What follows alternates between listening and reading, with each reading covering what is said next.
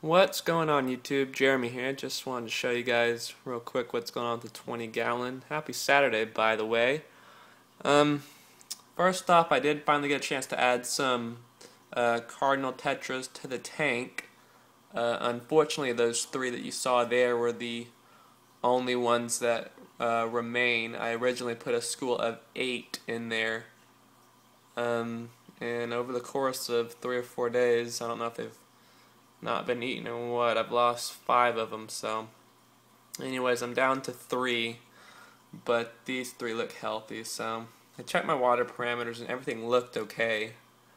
So sometimes you just get a bad batch of fish, ones that aren't very strong, and cardinals are somewhat susceptible to disease and shock, system shock when they get put in different water. I don't know, there's a bunch of things that could have happened, but anyways, kind of a bummer, but hopefully I'll find some more next time when I go get some. I'll kind of watch the tank for a bit to see if I can find the most robust ones that look the healthiest. But added a few more anubias to this tank. I'm keeping this tank solely anubias. That's the only species I'm going to put in here. And I'm actually really liking the look of this tank. I think it's kind of cool to just have one species.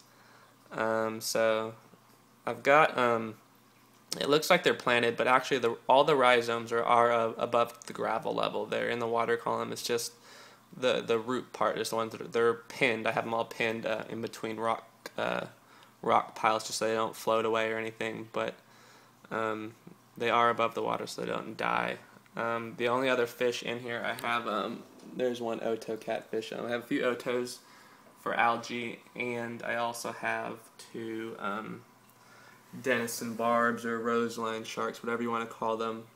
And yes, before the YouTube fish police start harping on me about them needing a humongous tank and all that jazz, yes, I know that. I know you're supposed to have a lot of water and a lot of room for them to grow because they get kind of big and they are very fast swimmers. But right now they're very small. They're still juveniles, so I think they'll be okay for the meantime. Plus, they're so pretty. They have that sweet red stripe, kind of midway down their body. The yellow points on their back fin you can see. Black. It's just a gorgeous fish.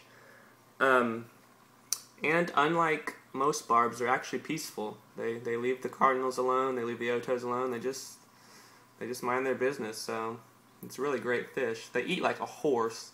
You can see how fat that one is. All he likes to do is eat. So I decided to put them in there. I've never kept them before. Just wanted to see their temperament, and I have to admit it's pretty great. Not to mention I actually got these fish. They were $3 at PetSmart. Most of the time I see these fish are like 15 bucks, or some places even try to sell them for $25 a fish. So $3 a fish, you can't really go wrong with that. So long term, probably not a good idea for this tank, but right now it's fine, I guess. But yeah, so that's the 20 long. Hopefully I'll be able to find some more cardinals soon to add to this tank. And I also still plan on trying to find some Cory catfish to put in here. But anyways, that tank's doing pretty good so far, despite the loss of the cardinals. And then real quickly moving over to the 29 gallon, this tank is still doing really well. Sorry about the window glare, but the Harlequin rasboras are still doing really good. I really love the coloration of these fish. It's like a reddish magenta, even gold sometimes, depending on how the mood is. But they're a really hardy fish and they school really well. So those are doing pretty sweet. My angels are still doing fine. Just have these 2 in there right now. But they get along. So, and then since my German blue ram back there, since he killed the other German blue ram, he's the only one in the tank, but he's doing really well. He's really good about grazing on this algae right here on this stump and really starting to color up nicely. So he does think he runs this tank. He thinks he's the boss, and sometimes he chases the angelfish, but nothing serious. So the fish in this tank are pretty much set, and I think they have a good balance. In addition to the rasboras, the angels, and the ram, I also have, you can see that Oto back there. I think I have 5 to 6 Otos now. They are really good. There's another one munching away. They're really good about keeping the aquarium leaves clean, so they are pretty much an indispensable part of a planted aquarium, in my opinion. They don't impact the bio load that much, and they eat all day.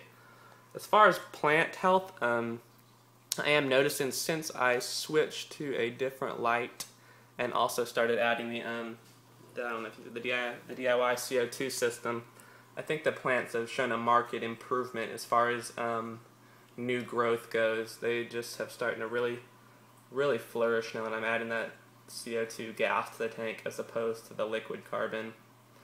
I suppose it's easier for them to get, but anyways, the plants really are starting to look good. One person did mention this, and I have been meaning to ask some people about it. The Crypt Wentai in the front, they're kind of a brownish color, I suppose, which I think is a sign of good health. But the tank is predominantly green, and so what I was going to ask some people is if they had any ideas or suggestions for a good red aquarium plant. If anybody's had some experience with red plants, I would like to find maybe one or two to break up some of the green in this tank. So if you could suggest maybe some that are somewhat easy to keep in medium light tanks, that'd be appreciated.